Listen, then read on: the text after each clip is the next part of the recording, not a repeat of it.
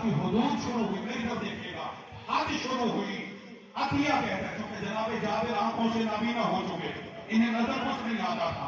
अतिया कहता है आका करबला की हद शुरू हो गई, बस ये सुनना था कि जाबिर ने अपने आप को ऊंट से गिरा दिया। अजरुकुम अल्लाह, अजरुकुम अल्लाह। और अज़ादार रिवायत कहती है जाबिर का इमामा कहीं पे गिरा, अतिया ने इमामा उठाया, अपने आका का हाथ पकड़ा, कहा कहां लेके चलते हो? कहा मैं आपको कब्रों के पास ले जाता हूं। अतिया से जाबिर कहते पहले मुझे कब्रों पे ना लेके जा, पहले मुझे नहरे फुरात पे लेके चल। अज़ादारों, अल्लाह जाने जाबिर के ज़हन में क्या क्या मसाइब आए होंगे। रिवायत ये कहती है गुस्ल किया, गुस्ल करने के बाद कहा अब मेरा हाथ पकड़ और मुझे कब्रों के पास ले जा। बास अफ्जल वालों ने लिखा कि मुझे हुसैन की कब्र पे ले जा। अतिया कहता है आका बड़ी कब्रें हैं, मुझे नहीं मालूम कि इसमें मौला हुसैन की कब्र कौन सी है। कहा मुझे कब्रों के पास ले चल।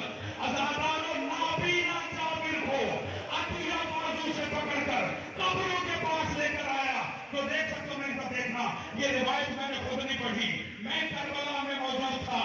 समाअतुल शेख किबला मर्ज़ी अली कदर के फजल मेरे साथ थे, और हरम के खतीब ने ये रिवायत रोज़े अरबाईन हमारे लिए पढ़ी कि जब नाबीना जाबिर को लेकर आए अतिया से, जाबिर कहते ये कब्रें हैं, कहा बहुत सारी कब्रें हैं, पता नहीं इनमें आका हुसैन की कब्र कौन सी है।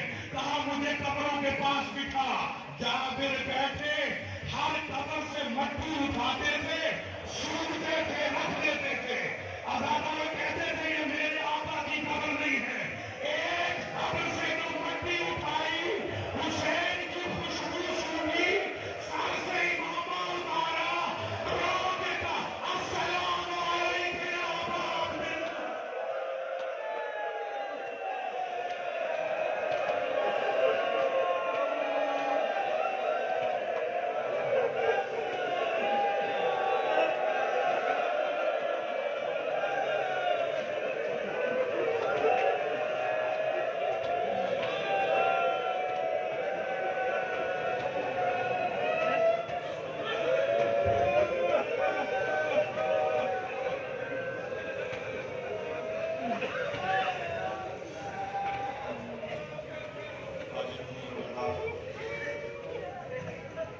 ज़िक्र मसाइब और खिताब फरमा रहे थे हुज्जतुल इस्लाम वल मुस्लिमीन शेख अमजद अली आसी साहब।